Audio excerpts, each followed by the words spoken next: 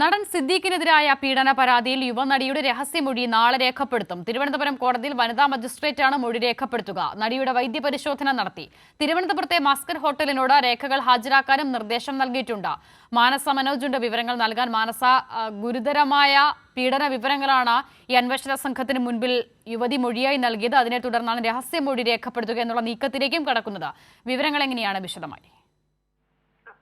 തീർച്ചയായും അസിത് സൂചിപ്പിച്ചതുപോലെ തന്നെ സിദ്ദീഖിനെതിരായ യുവ നടിയുടെ പരാതി DGPക്ക് കൈമാറിയിരുന്നു.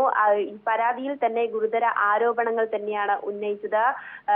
പീഡന ശ്രമം നടത്തി, അതോടൊപ്പം പ്പെടുത്തി തുടങ്ങിയ ആരോപണങ്ങളാണ് നടി പുറത്ത് വിട്ടത്. അതോടൊപ്പം തന്നെയാണ് ഈ മൊഴി രേഖപ്പെടുത്തുന്നതിനിടയിലും യുവ നടി ഇത്തരത്തിൽ തന്നെയായിരുന്നു ആരോപണം ഉന്നയിച്ചത്. അതിന്റെ പശ്ചാത്തലത്തിലാണ് നാളെ യുവ നടിയുടെ രഹസ്യമൊഴി രേഖപ്പെടുത്താനുള്ള നീക്കവുമായി മുന്നോട്ട് പോകുന്നത്. തിരുവനന്തപുരം കോടതിയിൽ വനിതാ മജിസ്ട്രേറ്റ് ആണ് മൊഴി രേഖപ്പെടുത്തുക.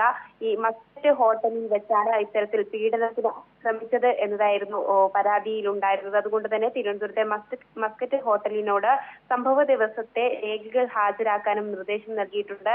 ഏതായാലും ക്രൂരമായ ബലാത്സംഗ വിവരങ്ങൾ തന്നെയാണ് യുവതിയുടെ മൊഴിയിൽ ഉണ്ടായിരുന്നത്. നടിയുടെ വൈദ്യപരിശോധന നടത്തിയിട്ടുണ്ട്. നടിയുടെ മൊഴിയിൽ സിദ്ദീഖിനെതിരെ ഗുരുതര പരാമർശങ്ങൾ ഉന്നയിച്ചതിനെ തുടർന്നാണ് ഇത്തരത്തിൽ തുടർ നടപടികളുമായി അന്വേഷണ സംഘം മുന്നോട്ട് പോകുന്നത്. പ്രത്യേക അന്വേഷണ സംഘം തന്നെയാണ് ഇതിന് നിർദ്ദേശം നൽകിയിരിക്കുന്നത്. ഏതായാലും നാളെയോടുകൂടി യുവ നടിയുടെ രഹസ്യമൊഴി രേഖപ്പെടുത്തുന്നതോടുകൂടി തുടർ നടപടികളിലേക്ക് നീങ്ങാനും സാധ്യതയുണ്ട്. ശരി, മാനസ മനോജാണ് വിവരങ്ങൾ നൽകിയത്. സിദ്ദീഖിനെതിരായ ലൈംഗിക പീഡന പരാതിയിൽ യുവ നടിയുടെ രഹസ്യമൊഴി നാളെ രേഖപ്പെടുത്തും.